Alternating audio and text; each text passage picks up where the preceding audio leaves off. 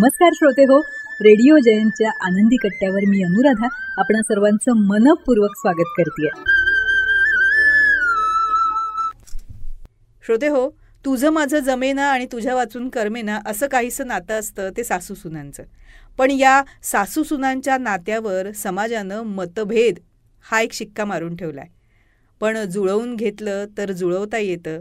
एकमेकींच्या कमतरतांकडे दुर्लक्ष करून एकमेकींच्या गुणांची गुणग्राहकता जर एकमेकींनी केली ना, तर नक्कीच ते घर खूप आनंदी राहतं आणि त्याचबरोबर ते नातंही खूप सुंदर होतं.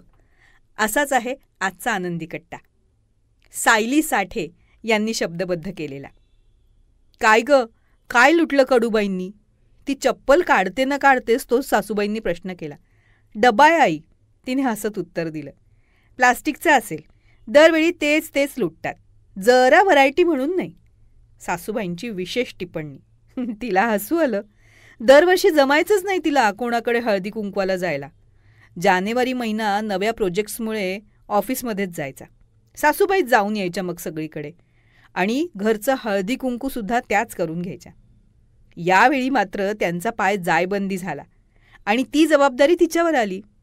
तिचं अजूनही वर्क फ्रॉम होम सुरू होतं ना, तरीही दरवेळी जाताना एखादी सूचना आणि एखादी चौकशी असायचीच सासूबाईंची.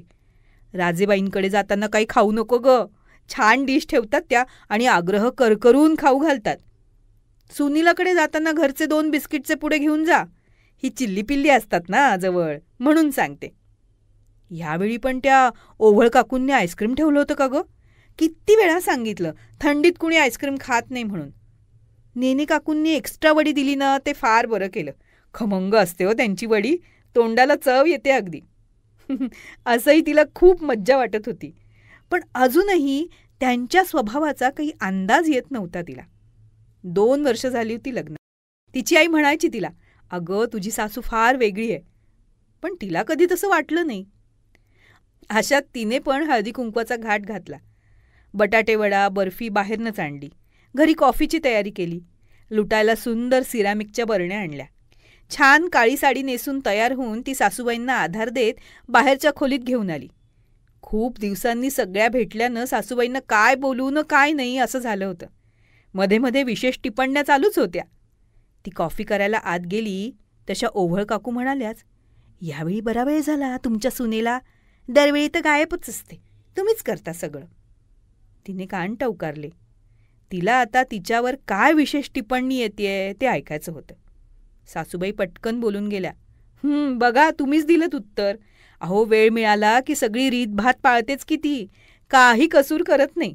आता त्यांना वेळच नाही तर आपण किती अपेक्षा ठेवायच्या? आणि ह्या सगळ्या गोष्टी आपणच करायला पाहिजेत ना, तेवढाच वेळ जातो आपला. तिने आपल्या सासूबाईंची ही टिप्पणी ऐकली आणि मग आपली सासू वेगळी आहे म्हणजे काय, आईचं हे वाक्य तिला आज अगदी कळलं होतं. श्रोते हो, शेवटी काय, एकमेकींना समजून घेत, एकमेकींशी संवाद साधत, एकमेकींच्या कमतरतांकडे दुर्लक्ष करून चांगुलपणावर लक्ष केंद्रित केलं ना, तर नक्कीच प्रत्येक घरात प्रत्येकाला कौटुंबिक सुखाचं स्वर्गसुख मिळेल यात शंकाच नाही. बघा विचार करून. तेव्हा श्रोते हो, हा होता आनंदी कट्ट्यावरचा आजचा सुंदर विचार. तुम्हाला तो कसा वाटला याविषयीची तुमची कमेंट बॉक्समध्ये नक्की लिहा. आणि त्याचबरोबर रेडिओ जयंतचे दर्जेदार कार्यक्रम ऐकण्यासाठी रेडिओ जयंत लाईक करा, शेअर करा आणि सबस्क्राईब करा. रेडिओ जयंतचं सबस्क्रिप्शन फ्री आहे. आणि त्याचबरोबर नोटिफिकेशनसाठी बेल आयकॉनवर क्लिक करायला सुद्धा विसरू नका.